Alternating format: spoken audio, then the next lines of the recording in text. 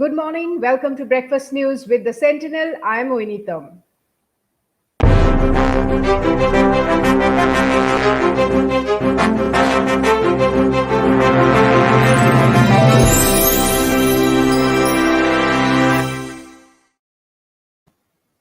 Here are some of the top stories in today morning's The Sentinel. First, of course, news from the Assam Assembly. The Assembly saw some unruly scenes yesterday, and it was over the rehabilitation of the lockdown affected laborers in the unorganized sector. Now, due to the unruly scene that was created in the Assam Assembly, the Assembly Speaker Mr. Hitendranath Goswami had to call on the Labour Welfare Minister, Mr. Sanjay Kishan, and he had asked Mr. Kishan to call for a party leaders meeting to solve the problem. And on the floor of the House, the Labour Minister, the Labour Welfare Minister, Mr. Kishan, said that there was no dearth of funds as far as the registered labourers are concerned. The government has 1,000 crore fund at hand to address problems of the laborers registered, but the minister said that the problem lies with those who are yet to register. In fact, the problem lies with the unorganized laborers. Rehabilitating them is where the problem is, because they are in the unorganized sector. In fact, the minister also informed the House that district-wise camps are being organized to register, to get all the unorganized sector laborers registered. So that is one of the lead stories in today morning's The Sentinel. Of course, the other lead is India banning PUBG and 117 more Chinese apps. PUBG is one of the most popular gaming apps that's very, very popular amongst most people across the globe. So India had banned a total of 118 mobile apps. Most of these are Chinese apps, and this move from the government comes amid escalating tension in eastern Ladakh between China and India.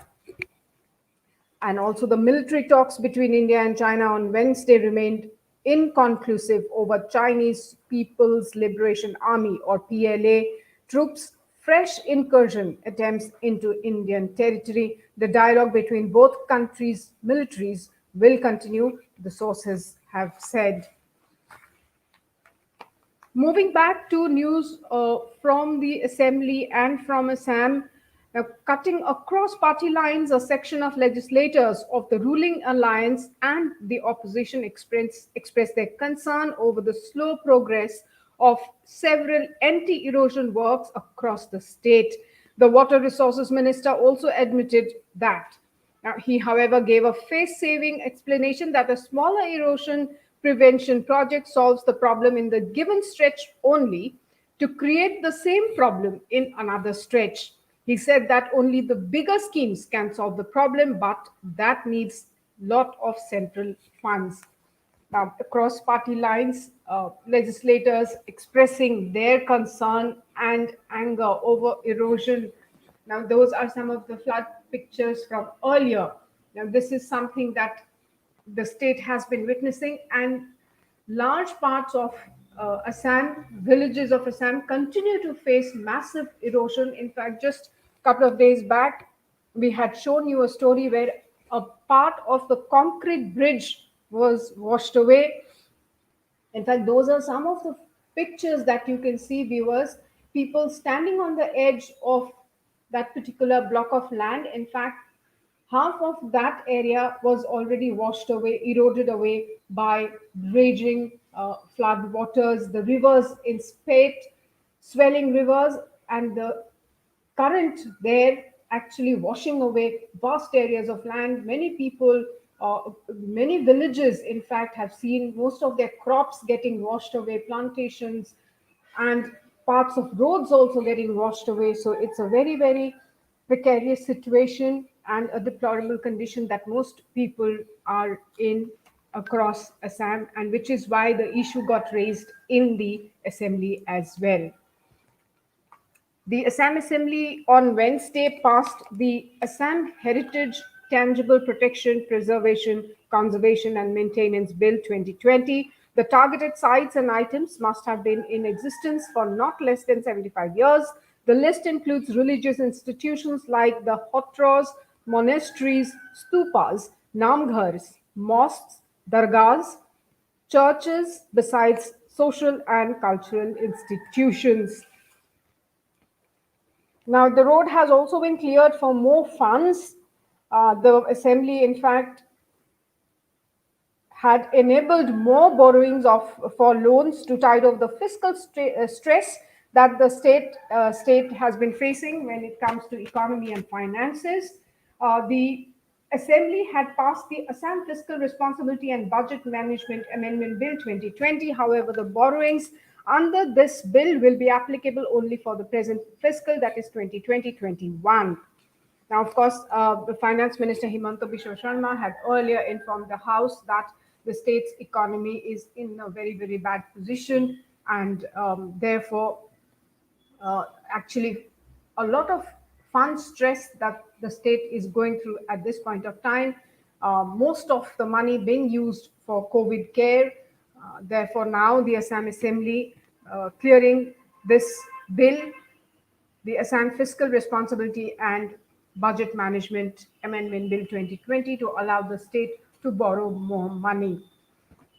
Moving to news regarding Baghjan, the fire that took place way back on June 9th. The blowout happened on May 27 in Baghjan oil well number 5 in Tinsukia. This is one of Oil India's wells, and the fire took place on June 9th, and several attempts made by foreign experts as well as Oil India and ONGC experts to douse the fire. But here is what the minister had to say, the parliamentary affairs minister. He's also the industries minister of Assam, Mr. Chandra Mohan Patwari. The state government is in the dark as to when the blazing inferno at Baghjan oil well will be extinguished and the well will be capped. The government only pins its hope on a Canadian team of experts bound for Assam to fix the problem that has been lingering for over 100 days. Now, here is some news coming in, viewers. I will go back to this particular story, but this Twitter has confirmed that the account of Prime Minister Narendra Modi's the personal account uh, has been hacked. It was hacked, but it's secured now. But of course, these are reports just coming in. We are yet to verify it ourselves, but just informing all of you viewers that this is the news that is just coming in. We Here is what a Twitter spokesperson said, and I quote that: "We are aware of this activity and have taken steps to secure the compromised account. We are actively investigating the situation. At this time, we are not aware of the nature of the account being impacted." This is what the spokesperson has said, and the Prime Minister's office is yet to comment about the tweets posted on the account. The account is at Narendra Modi underscore I. So that's news. I mean, like I said, we are yet to verify the of this particular news, but that's just coming, and also have two persons response to the whole incident. But like we have mentioned, the Prime Minister's office yet to comment on the of course this entire thing, the whole development, whole tussle that's going on between Facebook and Congress, which also involves BJP.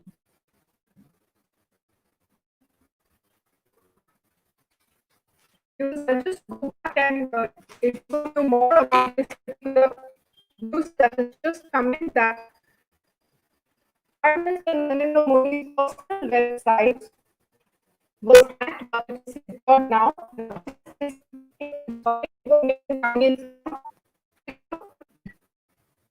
But we are yet to verify the authenticity of the news here, but that is what Twitter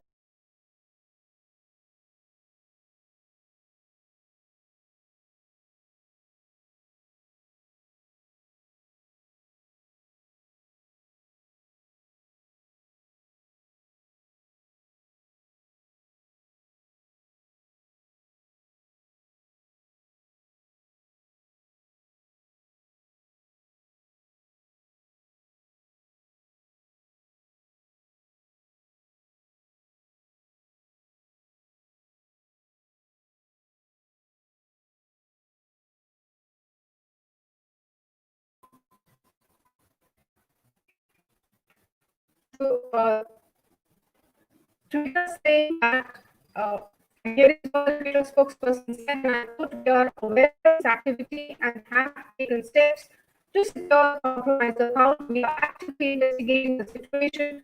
At this time, we are not aware of a digital account being impacted." This is what the Twitter spokesperson has said regarding Prime Minister Narendra Modi's Twitter personal website being hacked, the Twitter account being hacked, but it's secured now. But we are yet to verify this piece of news. Meanwhile, Prime Minister Modi's office is yet to comment about the tweets posted on the account at the rate Narendra Modi _IN. Of course, viewers, we will keep you updated on this particular news and all other news. And of course, the details will also be available on our website, sentinelassam.com. But going back to the headlines and news being reported in today morning's The Sentinel, we were discussing the Baghjan fire issue. Now, what the state Parliamentary Affairs Minister, who is also the Industries Minister, Chandra Mohan Patwari, has told the Assam Assembly yesterday is that the government is in the dark as to when the blazing inferno at Baghjan well will be extinguished and the well will get capped. The government only pins its hope on a Canadian team of experts bound for Assam to fix the problem that has been lingering for over 100 days. Now, Mr. Chandra Mohan Patwari was replying to a question raised by Congress MLA Durga Bhumij during the 0 hour in the Assam Assembly. Now, of course, the Baghjan fire has been there since June 9th, and foreign experts have been making attempts. In fact, officials, experts of Oil India Limited, experts of ONGC, and the foreign experts have made several attempts to douse the fire, but they have failed to bring the fire under control. There were several attempts made to cap the well as well. Now, let us just move across to news from other parts of the region, the rest of northeastern states. Border trade between Arunachal and Assam has been hit hard. Trade between the people of the Dibang Valley district of Arunachal Pradesh and the Tinsukia district of Assam has been hit hard as traders and workers have been subjected to alleged harassment by the Dibang Valley district administration in the name of COVID pandemic. As a result, tea and ginger cultivators have been severely affected owing to shortage of workforce. Some tea gardens in the rowing belt have been compelled to close down. According to information, the vehicles carrying essential items to Dibang Valley district are charged 300 rupees for sanitization, and the driver or the handyman has to pay 500 for swab test at the Shantipur inter-border check gate during entry. Surprisingly enough, the same vehicle and persons on their return journey also has to cough up the same amount. Local people further complained that the administration are allegedly targeting those non-tribal people engaged in transport the trade who were forced to remain quarantined in hotels for 14 days or more at their own cost. Now, the people here, the locals, are extremely peeved, and trade being hit really hard along the border areas of Assam and Arunachal Pradesh. In the name of COVID, people are getting fleeced and harassed. Now, as far as the COVID situation in Meghalaya and Arunachal Pradesh is concerned, the death toll in Meghalaya has gone up to 13. There was one more death reported in the last 24 hours. The total number of active cases in Meghalaya stands at 1,186, and 77 new cases were reported in the state in the last 24 hours. The number of recoveries stands at 1,318. In Arunachal Pradesh, the total tally has gone up to 4,212. The number of active cases, 1,226. Recoveries, 2,979. And the death toll stays at 7.